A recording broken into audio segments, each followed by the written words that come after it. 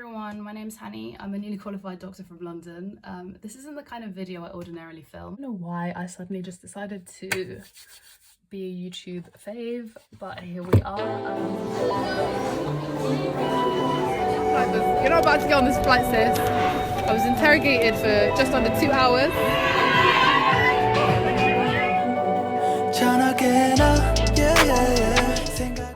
But someone asked me to share my medical school experience, and I was gonna say while I enjoyed it, but actually I don't know if that's true. Like, I definitely enjoyed lots of elements.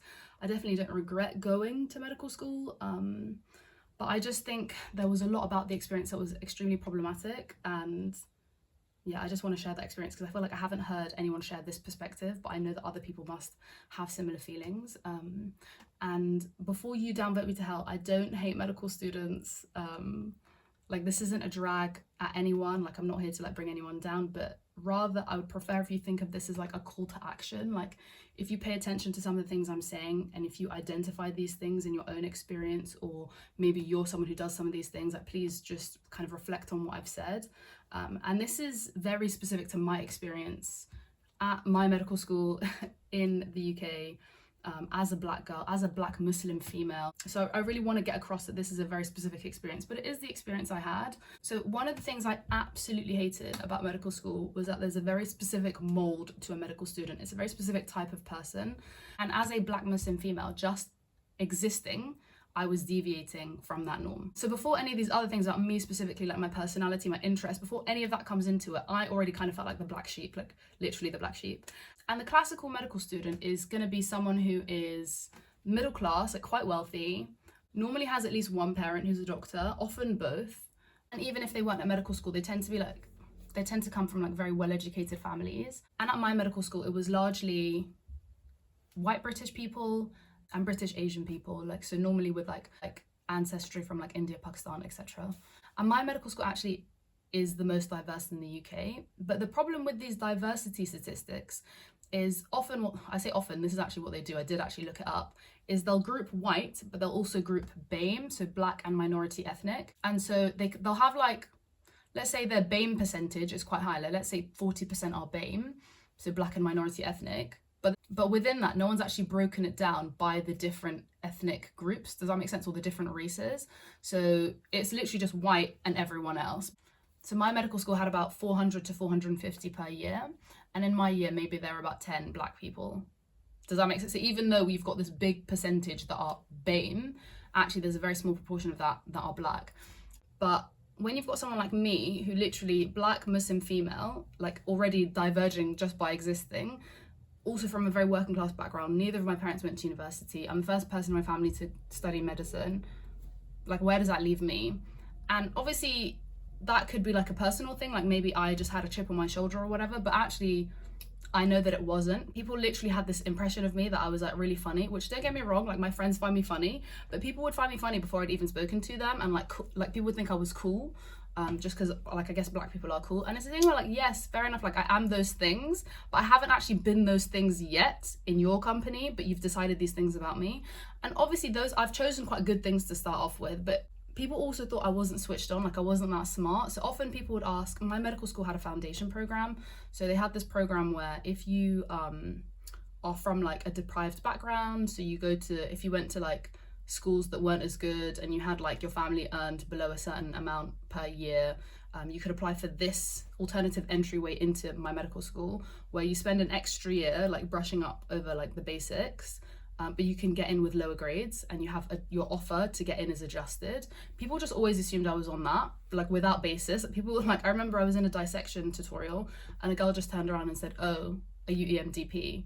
And EMDP was the name of that foundation program. And that was like a recurring theme. People often thought I was. That lessened in later years when people could kind of do the maths and realize I had been like there for the same time as them and we were in the same year. But generally people just thought I was on the foundation program. And I think some of the other black students, or the other people from like, or people on the EMDP program, even the foundation program, a lot of them would go above and beyond. Like, they'd be super studious, super hardworking. They'd spend all their time going on these like conferences and presenting things kind of to, I don't know, just to prove that, you know, they're not dumb or whatever. But for me, like, I'm not a circus act. Like, I'm not going to perform for you. And one of the other main things was like med student culture, which I really hate. And I think it's like way more of a problem in America, where like the person's whole brand is being a medical student. Like, yeah, I wake up at 5 a.m., get, you know, an hour's exercising done while I'm exercising on the treadmill. I'm going through my Anki flashcards, and then when I get off, I get some anatomy done, and then I go in an hour early and just brush over all the lecture notes. And like these insanely long days where like they're sleeping 4 hours a day. And I'm sorry, like I'm not doing that. Like yes, I'm a medical student, but I don't think it needs to become my whole brand, my whole personhood. And I think a lot of people let it consume them. And because I didn't, coupled with the fact that I'm already like a black female, and I'm not like super keen banging on about, yes, got the cardiology revision done, like people just assumed I was dumb, I was ditzy, especially because my interest, obviously I am interested in medicine. Like I'm literally at medical school, like I got exactly the same grades you did, maybe even better possibly. Haven't failed a single exam, but people would always just assume I was ditzy, I was dumb. Obviously because of this, like I would disengage. Like thankfully I've got a lot of really good friends. Like I'm a girl's girl, I've got lots of amazing girlfriends. Only one of them is a medic. Only one of my closest friends is a medic, of like 15 people. And the reason for that is obviously like I'm going to disengage when people are making comments like, oh, I can't believe you're still here, I can't believe you haven't failed out yet. Say we're having a group discussion figuring out the answer to a question and I chime in, often people will be like, oh yeah, what does everyone else think? You know, like why is my testimony invalid just because of how I look, how I behave? Like I'm really sorry, I have other interests. And honestly, I think that gives me range. Like, yes, I'm a medical student, but yeah, I like R&B and hip hop, I like K-pop, I like traveling with my friends. And I just thought like I'm not going to perform. Why do I have to fundamentally change who I am to be at medical school? And I say this like really confidently now, but it wasn't until like my 4th year at medical school that I started feeling that way. In the beginning, I kind of just felt like I really bought into the way everyone else was, and I just thought the fact that I don't live this way means that I'm deficient somehow. Like I'm not going to be as good of a doctor. Like I saw it as a failing on my part. Like I should be, that is the way to be. I should be like one of these people who's obsessed with being at medical school, whatever, and like makes medicine their brand and like lives and breathes being a doctor. And it wasn't until what I did was, well, I did something called an intercalation, which is quite common at medical school, which is where you take a year out in the middle of your degree and you study something else. Normally people study a science degree because you're studying a whole degree in 1 year. And if you do a science degree, you kind of have the basis for it from having been at medical school for a few years. Whereas for me, I was like, look, I need to leave the science world briefly. Like, I just need to not do science for a bit. So I did a Master of Arts in Health Humanities, and it was honestly the best year ever. But it wasn't until I did that year that I actually recognized that there is space for someone like me at medical school. Like, you do need people who aren't going to fit the mold because your patients don't fit the mold. And the other, just coming back to the previous point I was making about why it's problematic to have medical schools that are filled with one type of person, it's because they present one worldview. Your patients come from all walks of life, but we're churning out one very specific type of doctor. Like, mismatch. And like just little things where one of my friends was telling me she went on we used to have to go on home visits and see patients in their like home environment. And one of my friends was like, oh, he lived in a council estate, and I've never been in a council estate before. A council estate is like, I don't know if it would be like the same as the projects or whatever in America. I don't know what the American equivalent is, but it's like social housing subsidized by the government for people from economically deprived backgrounds normally. But like I grew up in a council house, you know, and it was just like, it scares me sometimes that like very few people in my cohort could relate to the majority of the patients that would come in. And like illness doesn't discriminate, so why does medical school admissions? You know, I've always thought that. The thing was, obviously given like obviously given the fact that my family is like not rich by any means, I worked throughout medical school. I actually did a video on like, anyway, there's a video, and people like just didn't get that. They didn't obviously have a problem with it, but like in the summer when people would go to like Japan or whatever for an academic conference or a Japan medical school exchange or whatever, I would go to Japan on holiday because I've literally been working near full time and studying near full time all year. But like people would be like, I don't know, it just added to this image people had of me as like not serious, you know, not dedicated.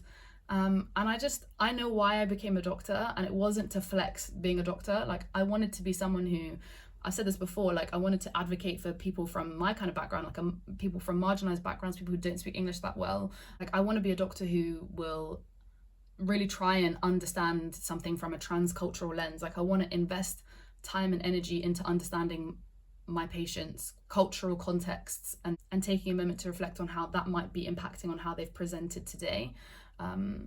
I want to be a doctor who doesn't misgender their patients. You know, like those were the reasons that I wanted to study medicine. It was the human element of it.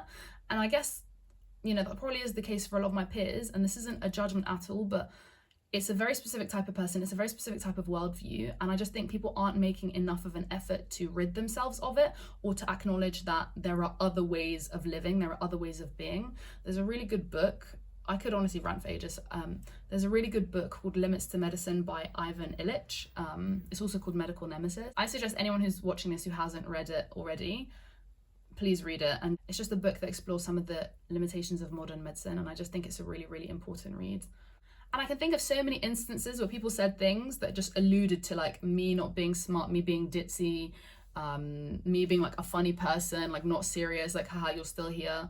And I really bought into it in the beginning. I just thought, yeah, I'm not as smart as everyone else. And then I actually, like, I've never failed an exam. I actually did well in most of my exams. I finished my final year with 81%, which was a really, really good grade.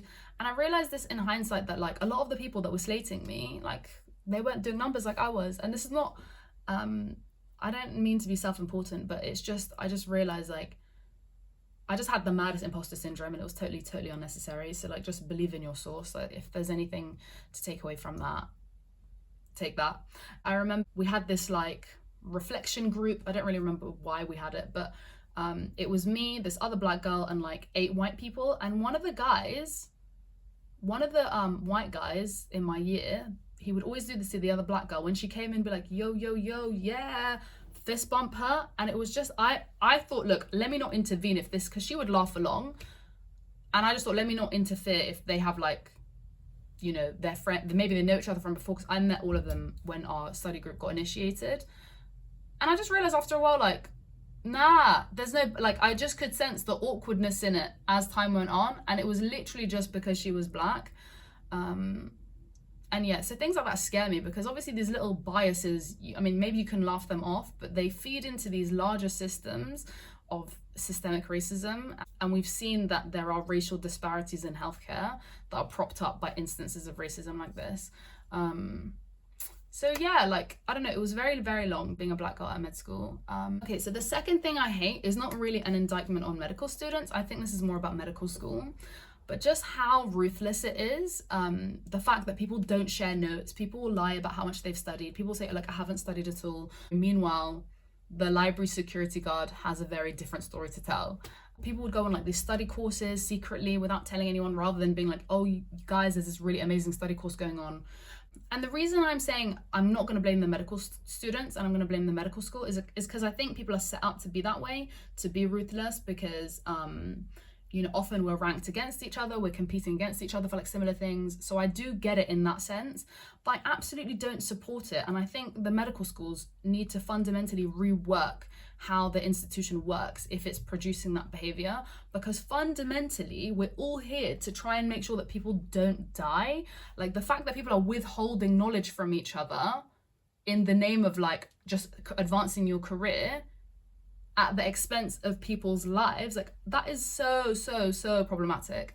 And I'm not gonna, once again, I'm not gonna blame the students for that, because that's not your fault, but absolutely someone needs to be sending something, like something needs to be happening about that, because I just always thought this is so effed up. And absolutely that needs to, because we're literally just all here to try and say, I don't want to say save, because it's a bit, we're literally all here to just try and make people have like a better quality of life and not die. Like there should be no like free access. That information needs to be open access. Like we need to be sharing that information. And it just, the ruthless careerist culture of med school rather, absolutely undermines the principles of being a doctor. And like it absolutely contradicts the values of medicine and healthcare and like the ethics of it. So I just think fundamentally, like we need to rework how our medical schools operate. The third thing I hate about medical students, and once again, medical students are not a monolith. This is not everyone. I'm not dragging you. I'm just dragging this collective culture. Like this is not an individual slight. I'm not dragging anyone personally. I just think we can do better. And by we, I'm including myself in this. But I think medical students are extremely apolitical. Once again, in my experience, they have very little engagement with the wider socio-economic, geopolitical climates that we live in. There's very little desire to understand what's happening in the world outside of like an academic medical sense. And the reason that to me is such a problem, and literally I thought it was such a problem, I literally left medical school for a year to try and learn some of that stuff, and it was literally the best decision I've ever made ever. But the reason I think it's so bad is because there isn't this binary between sciences and the humanities like people think there is. As we've seen with coronavirus and with the Ebola crisis before it, healthcare is inherently political. Ebola crisis didn't begin making headway until they started recruiting anthropologists, because actually there's no point in understanding the pathophysiological process of the illness if you don't understand the cultural factors of how people engage with each other and how people relate to each other and how the disease actually spreads. Similarly with coronavirus, it's a virus that should be kind of affecting us all equally, but we've seen that poorer people who are more likely to live in overcrowded housing, who are more likely to have to go into work and not able to work from home, who are more likely to have jobs where they interact with more people, are indiscriminately being affected by this virus. And those are just two examples that come to mind given the current health crisis. But if you even think about how like money is allocated, so things like the funding that goes into things like sickle cell, which is a disease that primarily affects Black people, versus Alzheimer's, which is more likely to affect white people, the disparities in funding between the two, things like that, you can see that actually the socio-political climate is absolutely manifest within the medicine we practice. So I don't know why medics aren't more politically engaged, politically active. Personally, I feel like it's because if you're a doctor, like that is a massive, or if you're a medical student, that is a massive virtue signaler. Like, so people, if they hear that you're a medical student or a doctor, I'm immediately going to assume that you're smart, because you have to be smart to get into medical school, and you're probably quite kind because you obviously engage with people all the time. And I think that makes people kind of take a step back. There's no need to refine your character or work on yourself, because people are just going to assume those things about you. And obviously it's not just medics who are affected that way. Obviously if you say that you went to Oxford or Cambridge or Harvard or whatever, like you're going to have similar thing, not the kind part, but you're going to have similar assumptions made of you, that you're really intelligent, whatever.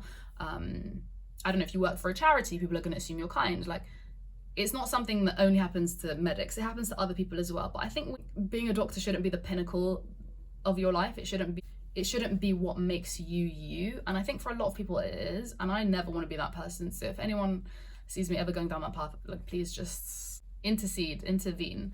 At universities in the UK, we have university-wide voting for student unions and things like that, to elect people into positions. But if I'm totally using this as a proxy for like how like politically aware and engaged medical students are. Like, obviously this isn't a perfect metric, but if you just use this as a proxy, then medical students were much less likely to vote in these student elections than students from any other faculty. Like, I think that's a pretty reasonable proxy for political engagement. Does that make sense? Obviously it's not perfect, but I think it kind of approximates it. But even in conversations I've had with people, like it's a recurrent theme. Like, people do often say like medical students have bad politics, doctors have bad politics, because they kind of disengage. You don't feel the need to learn about these things, to engage with the events of the day. And this isn't, once again, when I tweeted something like this, a lot of people agreed, but one person messaged saying, hey, no, I'm politically engaged. But it's not about individuals, it's about the collectivized culture. And the collectivized culture to me is that med students and medics tend to be apolitical, but medicine is inherently political, and people are inherently politicized. And another thing that I think is really, really important is to understand that illness is a deviation from a set norm. Does that make sense? Pathology is a deviation from a set norm. So you have to decide what's normal to then decide what's not normal. And if I use, just for example, like I'll use ADHD as an example, or ADD, that's just because it's something I have. At what point is it just, okay, this person just doesn't concentrate very well, this person's just a bit hyperactive, that's their personality. What point does it cross over into pathology? At what point do you say, actually, no, this is ADD, this is a problem? Does that make sense? And so in framing it like that, I hope it's clearer that it's a spectrum. And someone has to decide what is the normal, which part is still normal. This bit is, you know, personality, you're just a hyperactive person, and then which bit is it actually, no, this is ADD, this is ADHD. And that's like that's what we call medicalization. We give things labels, and that's not a bad thing. Giving the label allows the patient to assume what we call the sick role. It gives the illness or the state legitimacy, but also like you do have to recognize that we have just quite arbitrarily decided which point was normal, and you then have to think about what socio-cultural modes of thinking led for me to decide what was the point that was normal. Does that make sense? And to give another example, like I often like looking at the medical versus the social model of disability. So the medical model of disability is just that, you know, a person is functionally disabled, you are a disabled person. Whereas the social model of disability is the idea that actually people aren't disabled, society disables them. And so if I use me as an example again, not being a narcissist, I just have me as a reference point because I'm here. I wear glasses or I wear contact lenses. I've got really, really bad eyesight, but I'm not disabled. I wouldn't call myself disabled by that because I can buy glasses, I can get contact lenses, and I can function normally. But if someone's in a wheelchair, and you would probably think of them as disabled, actually, if we had societies where everything had a ramp, everything was designed such that people could move around freely if they had, if they used the wheelchair, actually then that causes you to think, was that person actually disabled or did society disable them? Does that make sense? And you can extend that further. There are so many things where it's like, actually, if we just reconceived our built environment and how we function, like for me, there are glasses shops everywhere. You can buy I get contacts delivered to my house even. If we reconstitute the actual functioning of the world, like a lot of people might not be disabled. And that's just, again, it's just another example, but it's just a clear way of illustrating the salience of the humanities in medicine, because they're not separate things, you know. And medicine fundamentally, more than probably the other sciences, is a science that is premised around humans and human interactions and human culture.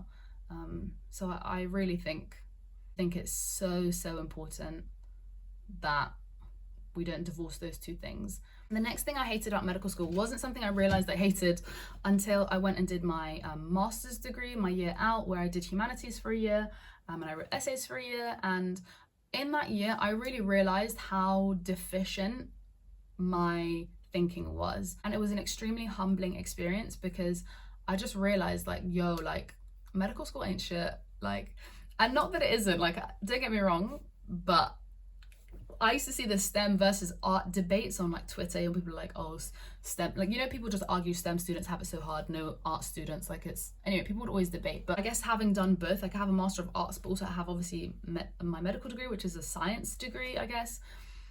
They're just different. And I know people say that, but they can't actually be compared because yes, the workload was like, when I did my year in humanities, mate, I was enjoying in terms of workload. Like I was living my best life. I went on holiday for 6 weeks. I worked full time, but had like so much time to do my essays and all my work. And it was 1 year where I really felt like I was having a break. But that was in terms of like the physical workload, the actual amount of work I had to get through. It is so challenging in another way. Like I realized on that year that the way we are trained at medical school, we have no critical thinking skills. We're trained to see things as fact, see things as black and white.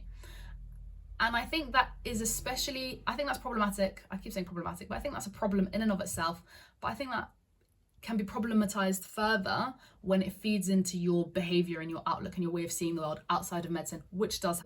And it's a thing where I totally sympathize with medical students because obviously I was a victim to this as well.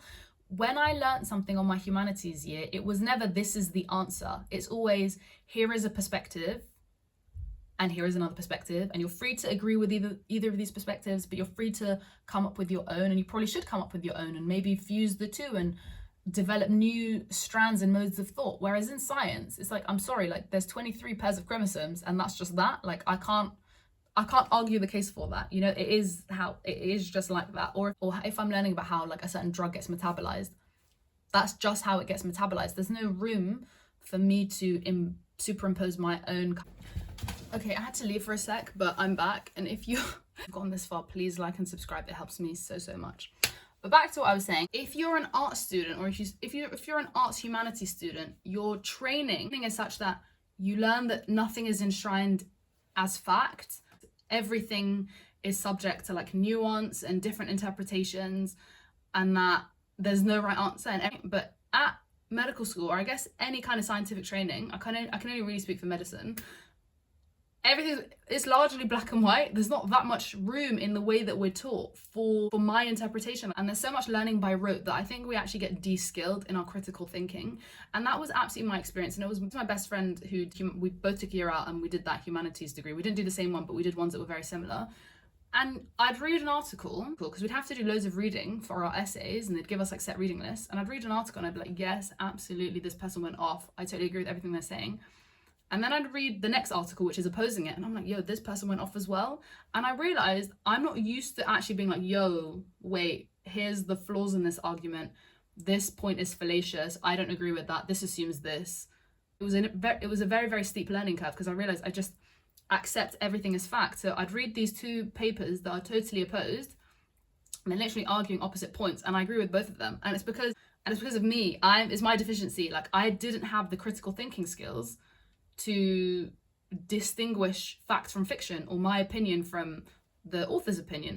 And I remember speaking to my friend, and she was like, yeah, Hani, like, I'll read some of these papers sometimes and just think, if they told me you have to eat your mum, like, I'd be convinced based on the paper, because she was saying she wouldn't be able to pick out the point that she actually stopped agreeing, or the bit that, you know, didn't fit with her worldview or her framework or her understanding. And it was the same, and it was a very, very steep learning curve until we got to a point where we kind of began to unlearn that and began to read things and have our own critical eye, you know, and have this analytical distance where you're reading something but you're also processing in the background. And again, that's another thing I can't blame medical students for. That's just how we are trained.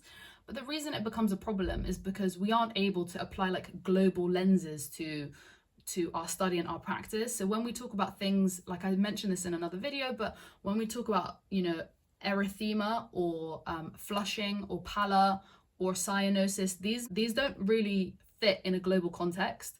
You know, erythema, which literally means like reddening, it's not going to be red on a black patient. You know, it's going to be, you know, a purpley blue color. Because of how we're trained, we can't recognize where the medicine sometimes falls short. I was for a long time. I did say I was going to rant.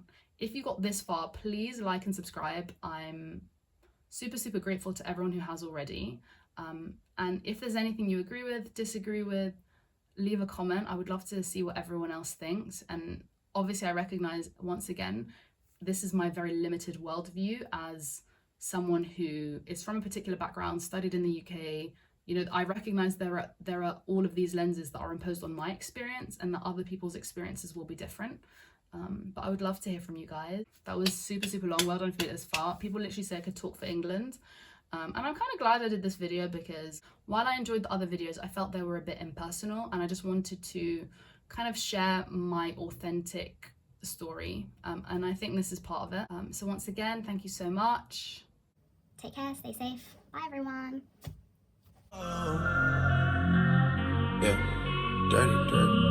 How we let it get like this? I don't know.